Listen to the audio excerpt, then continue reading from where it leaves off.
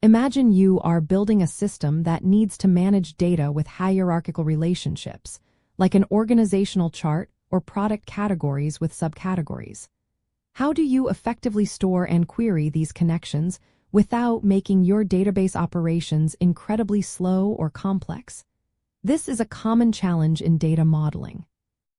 The adjacency list and materialized path are two prominent patterns for modeling hierarchical data, each offering distinct advantages. The adjacency list stores a direct parent reference for each node, defining immediate relationships, while the materialized path stores the full ancestral lineage of a node as a single string, embedding the entire hierarchy directly within each record.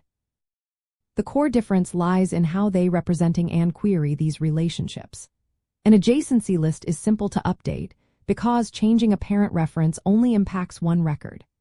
However, querying deep hierarchies, such as finding all descendants of a node, requires recursive queries or multiple join operations, which can be computationally expensive and slow down performance, especially in large datasets or with many levels. Conversely, the materialized path excels at read operations for hierarchical queries. Finding all descendants or ancestors of a node becomes a straightforward string pattern match, often leveraging indexing for incredible speed. Its weakness emerges during updates, as moving a node or subtree means recalculating and updating the path string for that node and all its descendants. When deciding between these two, consider your primary use cases and operational balance. If your hierarchy is relatively shallow and updates are frequent, or if you primarily need to query immediate parent-child relationships, the adjacency list might be a simpler and more efficient choice.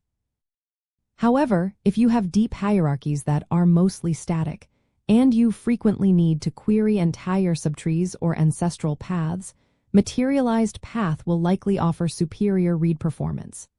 Think about whether read performance for deep queries is paramount, or if write performance for structural changes takes precedence. A valuable insight is that some advanced systems even combine these approaches, using an adjacency list for its update flexibility and a materialized path for its read speed, synchronizing the two through application logic or triggers. This hybrid approach can offer the best of both worlds, though it introduces additional complexity in data consistency management. Another pattern worth exploring is closure table, which stores all possible ancestor-descendant pairs directly, providing fast reads but with more complex writes and storage overhead. Ultimately, your choice depends on the specific characteristics of your data and the read or write intensive nature of your application.